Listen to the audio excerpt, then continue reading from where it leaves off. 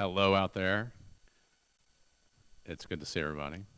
It is um, a properly socially distanced audience here in Jarman. Those of you who are tuned in on the interweb, and even in this unusual, challenging year, it's great to be underway. And I bet we have all had the delight, honestly, of getting to wander around campus a little bit and getting to see the bright eyes of returning students, which is an encouraging thing here in August of 2020. And as we think about the challenges that our current students face, I think here to kick off, we ought to also contemplate the challenges of future students. Just ponder for a minute farther in the future the sheer befuddlement of a student years hence having to comprehend all that has transpired in 2020. The cascade of so many things. And a friend remarked to me the other day that the history books in the future can loudly declare that the most normal thing about 2020 is Tiger King. Uproarious laughter from the crowd here in Jarman. I have had the chance to get to tell lots of you all over the summer and since the spring that as hard as we have been working, there is actually a real blessing in having hard work to do right now, important work, work that's really crucial. So many people, so many of our friends, so many of our family, feel just as overburdened and under as much stress as we do, and yet don't have the ability to do something about it, to go and really do something that matters. And we really do have that blessing. We may at times wish that we had a little bit less of that blessing than we do. But it genuinely is a blessing to have hard work that's going to matter for generations to do right now. I've said to lots of you all over recent months as well, that the work that we are doing now, I think, is likely to be the very most important work that we do over the course of our whole lives and our whole careers. And that is a source of real resolve and real joy in its way. And that hard work that's been going on, certainly around campus, I think in its own way has been self-evident to lots of us, and it's not not unnoticed for sure. And it's probably a moment to give a few shout-outs to some of the folks that have been right in the crucible. Matt McGregor has been the point person in so many ways, the impresario of getting campus into good physical order for this COVID challenge, and has just worked relentlessly, beginning in the early days of March, blasting off with a couple midnights in my office in those early days of March as we were first comprehending the challenge, and has just worked tirelessly since. Lisa Mooney is someone that we all ought to extend our gratitude to as well. I mean, something that has been a challenge for us, like it has for campuses across the country, is just the dynamics of how we work and the ebb and flow and the changes, and Lisa has been crucial to helping us through those paces. Cam Patterson has been right at the heart of so much that has gone on over the summer. He's helped enormously with the COVID preparedness task force and his capacity as a board member of Centra. He's also helped co-chair the Equity Action Task Force, which has been so important.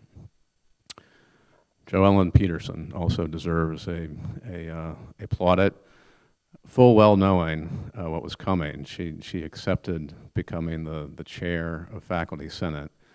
And Faculty Senate has met under these challenging conditions several times, especially called meetings over the summer. And Joellen has been a great voice of reason, as well as a great voice for the faculty and expressing aspirations and concerns and all the planning that's gone on.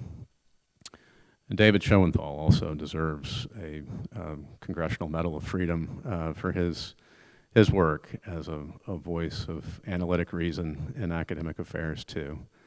And these shout outs by no means are no means the full list by any wild stretch, and I almost hesitate to begin them because the list is really endless. And I do think I'd be surprised if anybody here in Jarman or watching right now has not had some interaction with one of these folks that I've just mentioned over the summer, over the spring, as we have been working and working and working to get ready. What might be less in full evidence is how many people away from campus who are not formally part of Longwood have been so devoted to us and done so much to help us navigate and get ready as well. Certainly, right away, thinking of the town of Farmville is appropriate in that regard. We all are really just profoundly lucky that David Whitus of the great class of '83 is our mayor and has been a great partner through this all, and in the fashion of a great partner, has been perfectly willing to tell me when there are things that campus needs to be very mindful of on behalf of the town, ways that we can help the town, ways that the town can help us. But that has been a vital partnership, which has made a great difference in these months. Similarly, Hampton-Sydney has been a great partner through these months as well. Those who pay attention to the inside baseball scores and long histories of Hampton-Sydney and Longwood might pause to reflect on the fact that it's been relatively rare over the last two generations that there's been a stable and long-running administration at the same time at both places, and it's our good luck that's very true right now. And Larry Stempert and I have talked really regularly, and it's been a source of great good luck too that Ken Copeland changed jerseys a couple years ago and has deep knowledge of us and now deep knowledge of Hampton-Sydney, and has been a great friend through all this as well. Obviously, how Hampton-Sydney fares when they open next week has a bearing on us, just as how we fare has a great bearing on them.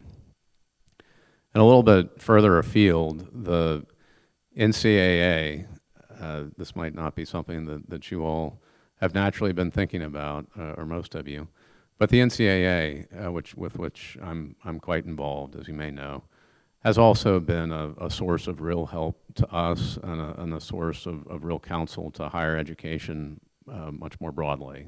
Some of the best medical minds in the whole country are advising the NCAA on how to navigate the fall, and that has resulted in a really intensive set of meetings through the months.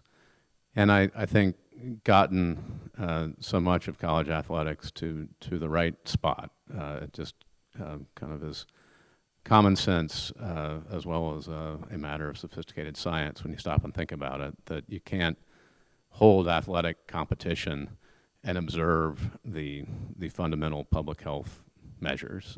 You can't wear a mask, you can't social distance, and you can't wash your hands when you're playing soccer or any any athletic contest, and so it's a measure of prudence that we, the Big South, and so much of the NCAA has chosen to forego the fall season.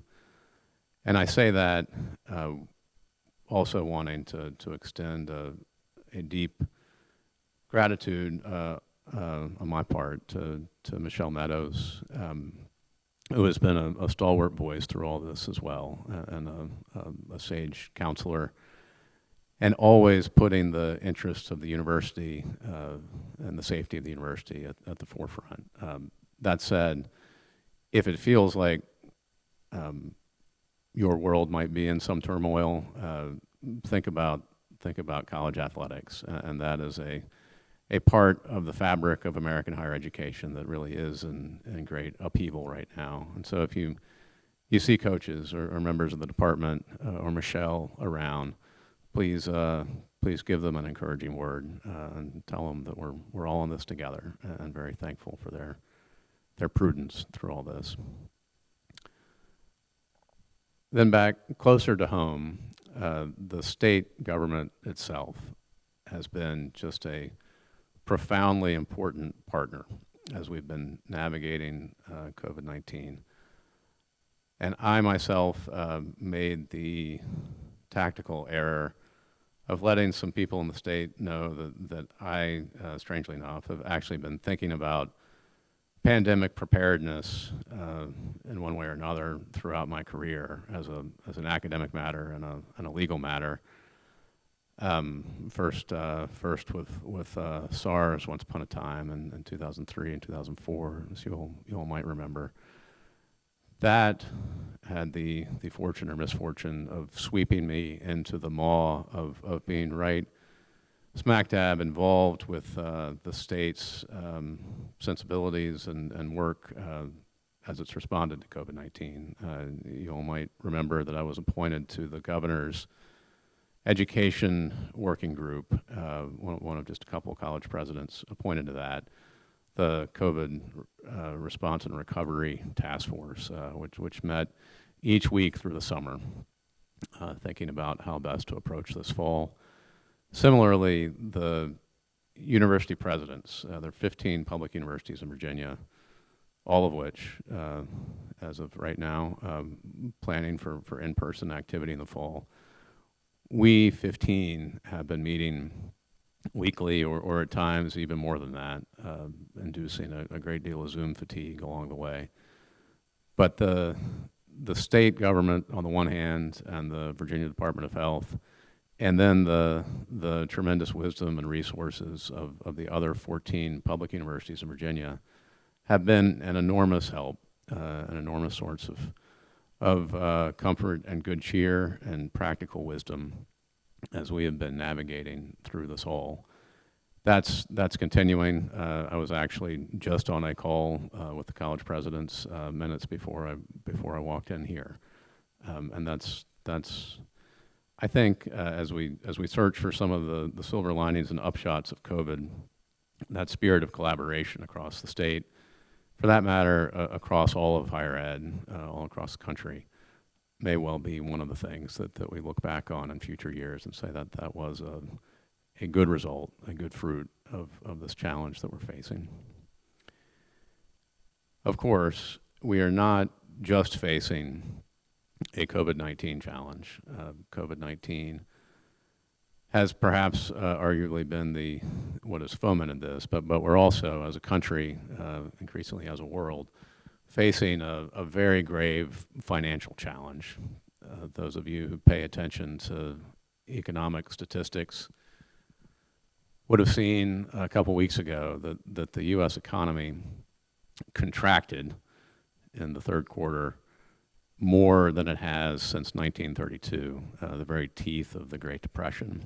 It is unpredictable what exactly that's going to do to national life. It's unpredictable what that's going to do to our students and their families. Unpredictable what effect that's going to have on the Commonwealth and the government. itself, those of you that pay close attention to Commonwealth news probably saw the headline. As the General Assembly goes into session, a special session, very unusual summer session, that the state government is anticipating a 2.7 billion with a B dollar shortfall over this year and next. It really is unknown what effect that may have on us. I don't think it will be a effect that's disproportionate to others, but I also am not bathed in optimism that it's going to be trivial for us either. We simply won't know yet for roughly another month or so, and then the General Assembly will reconvene in its normal session in January, and it's certainly one of the conceivable possibilities in the coming months is that they will largely defer action until January. So we'll see, and of course there's just the pure state effect, and then there's the broader consequence just to the daily lives of Virginians and Americans of the financial challenge that we're facing, which in turn, of course, is compounded by the fact that we are in an election year, reminded of that by the General Assembly being in full cry now, but also the Democratic convention unfolding this week in Zoom-like fashion, Republican convention next week. Presidential elections, of course, are something that I have spent many years pondering in academical guise. The election of 2020 is not going to be a cheerful one. I think is a safe prediction to make. We are mired in a fiercely divisive time to the point that you have to struggle from a historical standpoint to find others that have been quite this divisive in American history. I would not say it's unparalleled, but it's not frequent that America finds itself in a situation like this. I think that it is incumbent upon higher education, incumbent upon us, especially with our mission of citizen leadership, to really rise to the challenge as we go through this divisive election cycle. There is a powerful urge in many quarters of society right now to partisanize every institution, every friendship, every aspect of life, and I think that we have to be mindful of not letting that happen to us. We have to stand up for what's right, but I think we also have to be in the classic fashion of an institution of higher education, a place for the free exchange of ideas, where goodwill is assumed, and where we do make an effort to look for the best in people rather than the worst in people. All of those might sound like platitudes, but I think those are going to be challenged in the coming months. I myself take a lot of courage from seeing the town of Farmville work as a political institution. I take a lot of courage from seeing the Commonwealth of Virginia work as a political institution. That even as we face division and rancor at the federal level, there is some latent genius in the American patchwork, and that the local government and the state government are a source of ballast and momentum amidst it all. But for our students especially, we need to be acutely aware of the fact that the 2020 is hard in a lot of ways. One of the ways in which it has certainly been hard as well is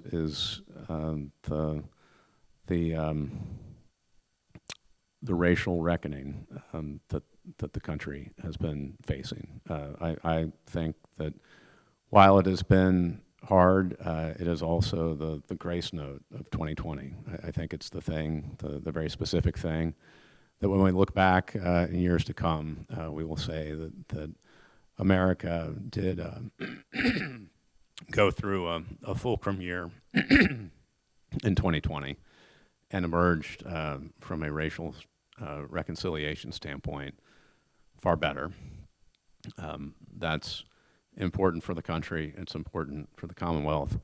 It's important for us. I really have been deeply encouraged by the work of the Equity Action Task Force that Lara and Cam Patterson have been chairing, that has met many times, weekly or more, over the course of the summer, and will have recommendations, strong recommendations, that we expect to promulgate next week.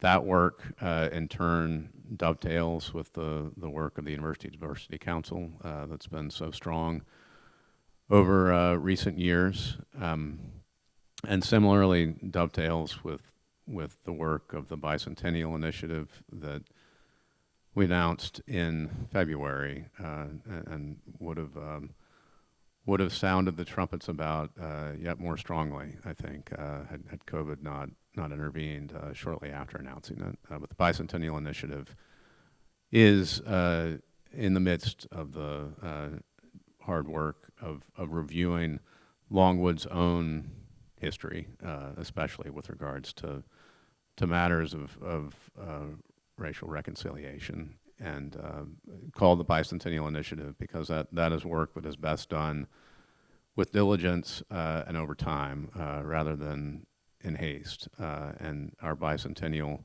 as an institution, is now in the foreseeable future. We are just 18 years away from it at this point. All those things are hugely important, something that I have been intensely focused on. Things like the namings of buildings around campus are a step in the right direction, and the families of Gordon Moss and Barbara Johns and Alan Bledsoe Dean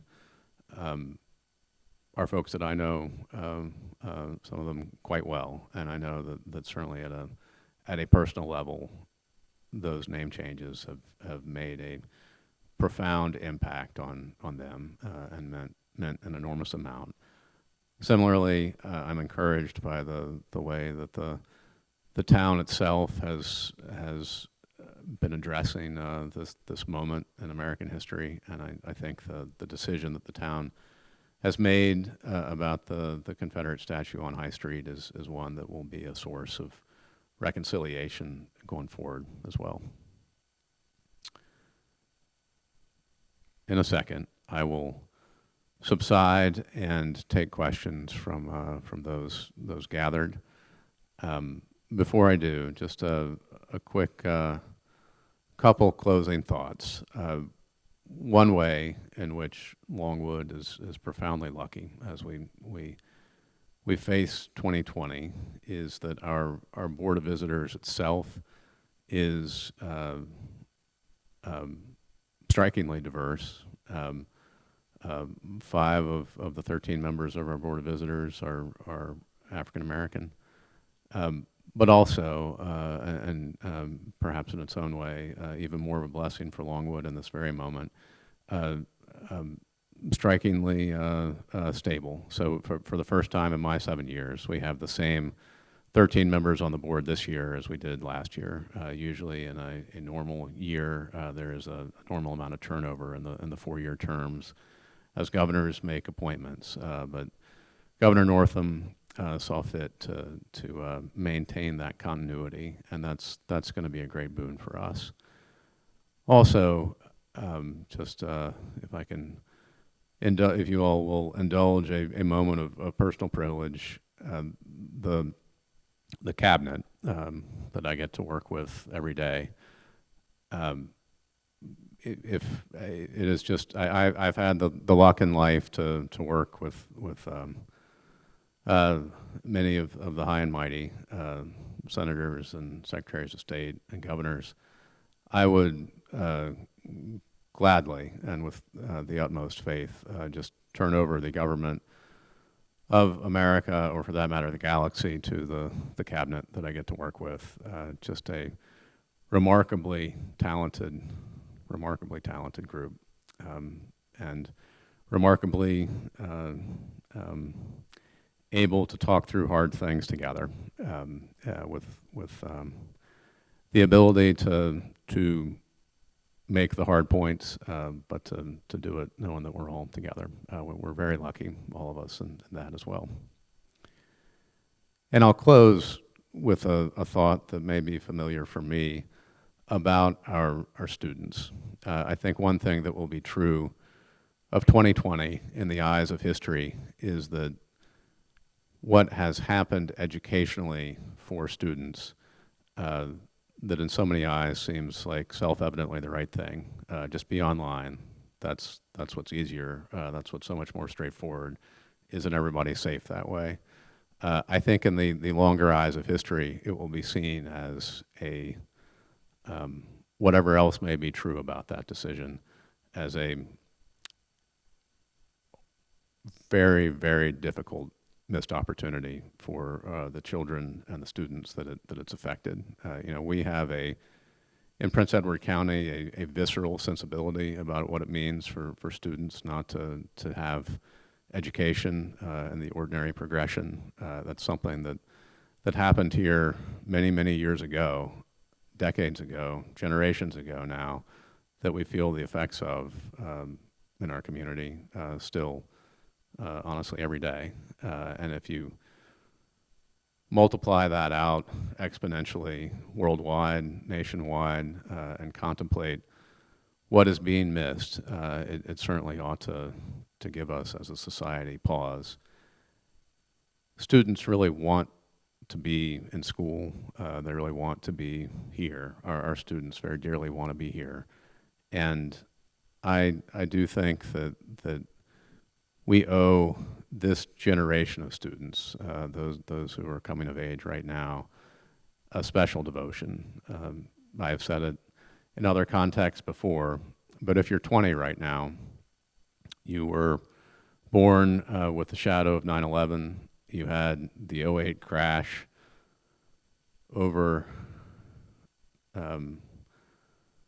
overshadow your childhood, and now you've had the upheaval of COVID as a college student. Any of us can think about what we had gone through by the age of 20. As a generation, that is a lot for 20-year-olds to have experienced. And I think that they crave the wisdom, the mentoring that we can offer. And that certainly fortifies me as I think about the semester ahead and the year ahead. And I'm looking forward to it, and it is great to see those bright eyes out there. All right, I will subside and take some questions. And then we do have the giant golden raffle wheel here that soon I will spin the wheel and artfully pluck out names for parking passes as well. That is the much anticipated main event in a normal year, and I bet there's a lot of virtual anticipation right now. As Kay mentioned in her email, no need to be present to win, and those that do get the parking pass raffle will get word in due course. But all that said, there might be questions from those assembled, and I'll try to repeat questions so everybody can hear. Dr. P. This may be an opening comment and then a question just that I think would be helpful.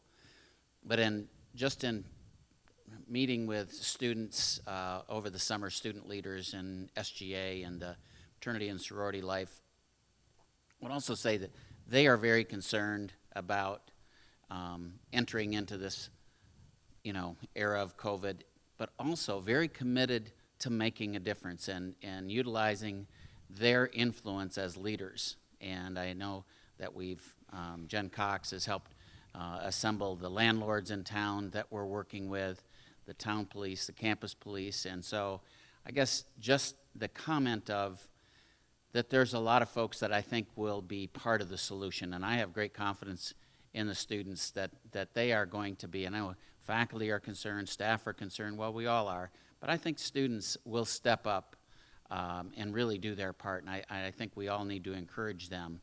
We put out the document of the shared commitment with the students, and I think a lot of them have taken that as a pledge and a vote of confidence for one another. That's just more of a little confidence builder about who our students are. Yeah. The other thing is, I know with campus, and Louise, I don't know if she's present this morning, but just maybe some comment on the update on some of the construction that is, we've got the marvelous Johns and Moss opening, but the steam tunnel is a little hard to miss, and maybe a comment about that. Yeah. Thank you, Tim. Yeah, and among the ways we are profoundly lucky, Tim's wisdom and long experience here, and the regard students have for him, and the model that he's setting himself. You're absolutely right that the semester will work, the year will work based on, in the final analysis, how well our students embrace the public health measures that are so important. And I think I do have a measure of real faith that we're gonna be able to do that. Yeah, and certainly there is plenty of construction kind of in one stage or another around campus. If you have not yet wandered into Allen Hall, I would certainly encourage you to do that. It's a glorious space, topped off with a great spot for faculty soon enough, and yet more normal times to congregate and relax on the third floor up there. That's a great thing, and very meaningful that it is named Allen Hall as well. Very meaningful that we have Moss and Johns as the iconic buildings in Farmville now. And the steam tunnel itself, which makes traversing campus a little bit harder. Tim himself often uses the steam tunnels to move from point to point around campus, so that they've been under construction. It's kind of crimped his style too. But it's one of those ways that we are, it's a reflection of how lucky it is to be part of the state. So this is the steam tunnel project with Louise right here. She could correct me on my exact numbers, but I think all told, that's that is certainly a multi-million-dollar project that the state has provided the money for. That if we were our neighbor Hampton-Sydney just down the road, it would be very hard as a private institution looking at Courtney to raise multi-million dollars to get steam tunnels into good repair. It just wouldn't happen. But as a creature of the state, that is the type of thing that the state is with a long eye looking out for and making sure is in good order. The project, I believe, so what it's doing at a fundamental level is connecting our steam, our heating plant that saves us actually a few $1,000,000 a year too, connecting the steam that it produces all the way across campus. I mean, that's been true for a while, but those steam tunnels have needed an upgrade for probably a generation. So they're getting that TLC right now. And I believe the project will probably wrap up by the end of the calendar year. I think, though Louise might be squinting at me right now virtually, but it's a matter of months, not a matter of years, that the project will unfold.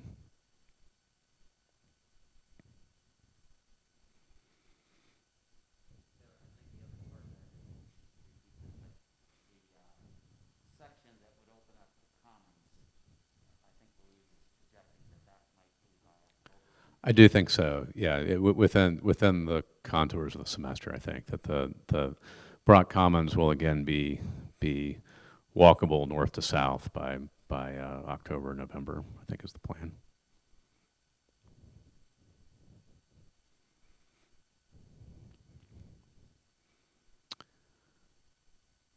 I know we're a sprightly group. I got Some good questions this morning at my various stops in Radcliffe, Martinelli as well.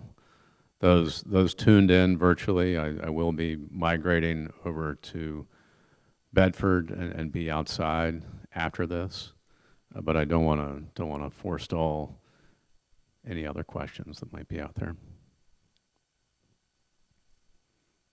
Everyone has waited with bated breath for the parking pass drawing. All right, well, we will proceed with the parking pass drawing. Judith Campbell will here come and ably assist me.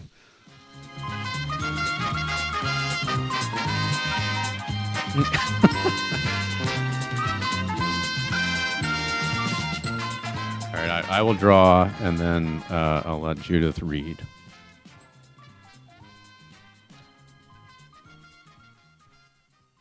Andrew O'Brien. Look at that, counselor.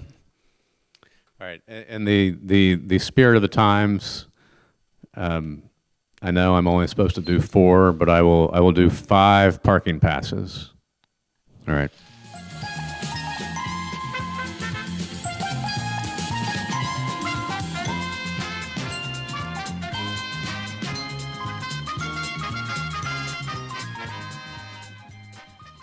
Teresa Reynolds.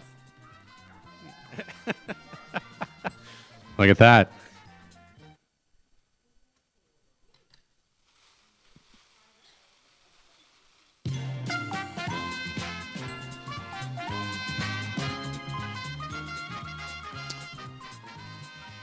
Looking with an impartial blind eye.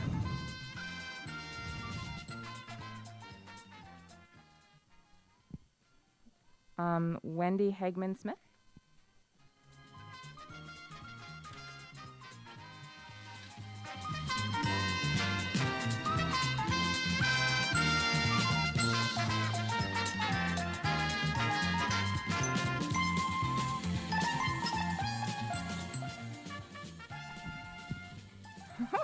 Jason Falk. All right, and our culminating pick.